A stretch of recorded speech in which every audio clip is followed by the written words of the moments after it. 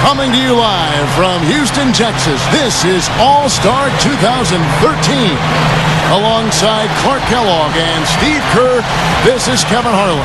And now it's time for the Foot Locker three-point contest. The long-range assassins of the NBA have come together to show off their skills from beyond the arc. For a lot of folks, this is actually their favorite All-Star event. There's a lot of drama. It always seems to come down to the wire. Let's get it on. Well, it's an event that I really enjoy, guys. Anytime you get the best shooters in the NBA together to duke it out, it's going to be a good time. And these guys on this roster tonight can all really stroke it. And so we'll see Kevin Durant. He has 60 seconds to make as many shots from behind the arc as he can. Clark, as you know, there's a money ball in each of the 5 racks worth double. That's 25 shots to get a maximum of 30. And the corner threes are only 22 feet, but the other three-point stations are 23 feet 9 inches. So those are the longest shots. And to me, the corner shot is the easiest of any of them. So it's important to get off to a quick start here from that corner spot. Maybe get 5 or 6 quick points. Well, he's off to a decent start, guys. He's got 9. Up to 10 now. He's got 12. And Durant really starting to light it up now, guys. Coolly knocks down his 5th straight. A strong close out there. And now with 16, make it 17. KD stepping up and knocking them all down. He comes away with a score of 21 on the round. Guys, hard to find any fault with that display. Yeah, his last rack in particular was stellar, guys. With the clock winding down, he drained all 5 shots to get maximum points. And so we'll see Dirk Nowitzki. It's interesting, Nowitzki has always been a good three-point shooter, but he relied on the shot more early in his career. Nowadays, he does a lot more work in close. You definitely want to try to get off to a good start because, guys, I'll tell you, if you whiff that first rack, it can really throw you off and keep you off. Oh, no question, Clark. That rack comes so quickly, the clock's ticking, and all of a sudden you're behind and you press, and it's tough to shoot when you're really trying to force the issue. Yeah, this is how you do it. Can't get the money ball. That gives him 12.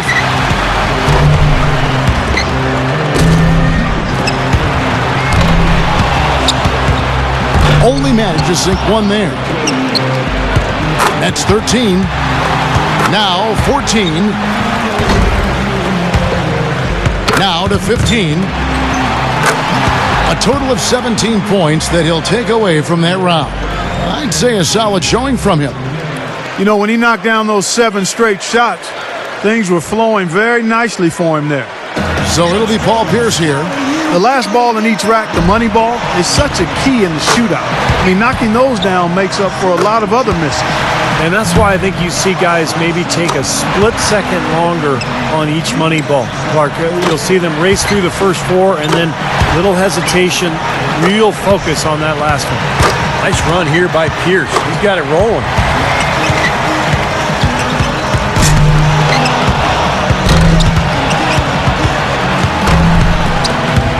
$11 points. Money ball, no good.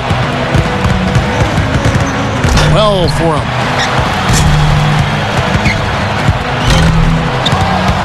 Good for 13. 1 rack left. And now with 16. 17 on the board. He finishes off the round with 19 points. His stroke looked terrific in that round, guys. Yeah, it was a terrific start. He was feeling it from the get-go. Up next, Ray Allen.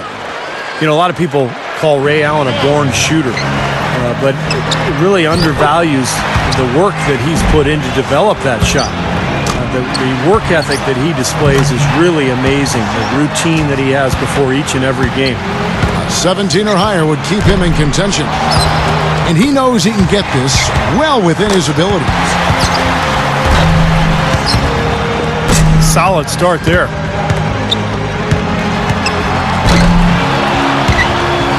He misses his 4th straight. He's got 8. He needs 8 points more to stay in contention. Up to 10 now. He needs 6 more points. Gets the money ball. He needs 3 more points. Ray's getting into a nice little groove here. There we go. Coolly knocks down his 5th straight. So he ends up at 17.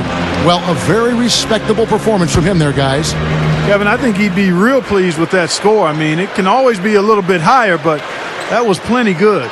Yeah, I agree, Clark. He's probably happy with it. Not ecstatic, but, he did his job and put up a pretty good number. So it's Kobe Bryant ready to go. You know, Kevin, Kobe is known more as a pure scorer than being a three-point artist, but he has that part of his game pretty well locked in also. He's a capable three-point shooter, and he can throw it in he can knock it down with guys in his face, too, from behind the arc. 17 or higher, the score he needs. Well, that's pretty respectable, but if he's anywhere close to his best, guys, I think that's very doable. He misses his 4th straight. For him to close this out is going to take a very strong effort. Otherwise, he's in trouble. He's got 9. Up to 10 now. And Kobe Bryant really getting into the groove now. 2 misses from this point on are all he can afford. And Clark, he's out. Not enough to make the next round, Kevin. Yeah, that's it. It's academic from here. 14 points is his total as the round comes to a close. So it'll be Carmelo Anthony here, wrapping up the qualifying round. He knows there's nobody coming after him. He knows the score to beat. And to make the next round, he'll need at least 17 points. The door's open. A good round would do it. That's 2. Good rack right there. 4 points total. 5 points now. Getting some momentum going right here, guys. 7 points. He needs 8 points more to move on. He's got 10. 6 more and he advanced. 3 racks down, 2 to go. Now 14. 3 more points to advance. Bad luck. His 5th consecutive miss. 3 more and he moves on. Up to 15 now.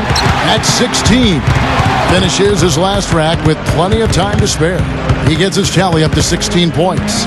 Durant's got the highest score from round 1. All he's got to do now, guys, is repeat that performance in the finals. You know, Steve, this isn't like some years where there's one guy you point to going into the finals as the obvious favorite. No, it's not. I mean, and that's what's going to make it fun. I mean, you couldn't pick a more competitive group of guys to have in the finals. And so we'll see Dirk Nowitzki. The shot clock's at 24 seconds. He better be ready to put up some points in a hurry. He's got to start moving this thing along, pick up the pace. He's going to be leaving some balls in the rack if he doesn't. He's got 5. 5 big points on that rack alone. Up next, Ray Allen. Ushers on. He's got 24 seconds to top the score and move on. Even a 4 showing here might be enough. He's in great shape. Makes his first there. That's 2. 3 down. Going too slow here. He needs to dial it up. Now with 4. He's got 5. Now with 6. Respectable start here.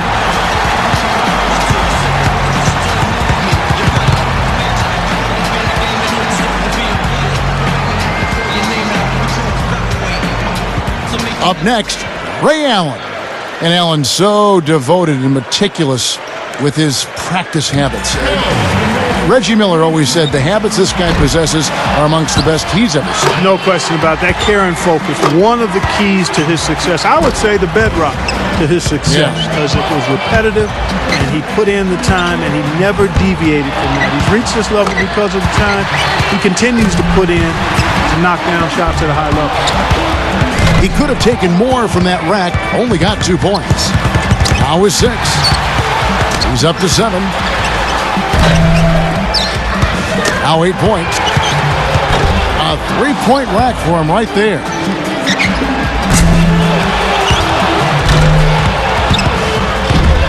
That's 4 misses in a row. He's got 9.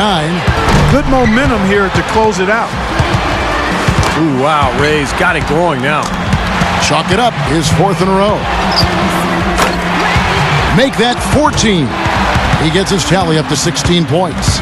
I'd say he handled that round pretty well, guys. I thought he had his stroke working pretty well for him. I mean, what do you think about that, Steve? Yeah, solid shooting. He looked very confident. It never became one of those lights-out rounds that it could have been. But all in all, I think he's got to be pretty happy. So it'll be Paul Perice here. You know, Paul Perice, because he's such an outstanding scorer, is one of those guys who you don't really think of as being a three-point shooter, even though he takes his fair share every season. I mean, mostly because he creates a lot of his own chances and looks with that nice step-back dribble of his. And he's fearless. Yeah, he is that. A chance to tie it with 16 or move ahead. He's up to 7. 7 more points and he'll tie it. That's 4 in a row now. 6 points more and it's tied. He's made all 4 money balls. 3 points more to tie it. Finishing strong. He's at 14. He finishes with 14 points on the board.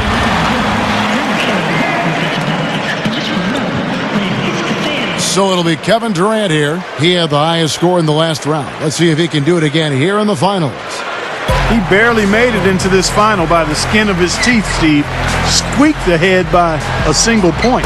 Yeah, he slid in the back door here and stole that 3rd spot away. I think he'll want to put up a bigger number here. That rack did not go very well. 2 points. 3 down. 4 points. Pretty good start there for him.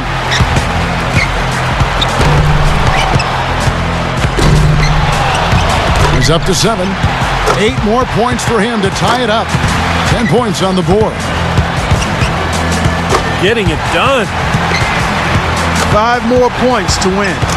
Yep. Yep, he's starting to get it going. 3 of 4 on money balls. Hits for the win. And a little victory lap through his final shots. A chance to tack on a few points for posterity. A total of 17 points that he'll take away from that round. That was a nice piece of shooting we saw from him out there. By the time he got to that 4th rack, he was feeling it. He sprayed home the entire rack. That jumper was wet. And we have reached the conclusion of the Foot Locker 3-point contest. And what an event it has been. Our extremely gifted winner, Kevin Durant. Another terrific year for the 3-point contest and another terrific champion. Yeah, I think everyone here is still a little bit in awe of the display of shooting he put on tonight. And from all of us here at 2K Sports, we're thrilled to have brought you this year's 3-point contest. This is Kevin Harlan, along with Steve Kerr and Clark Kellogg, saying so long and thanks for watching.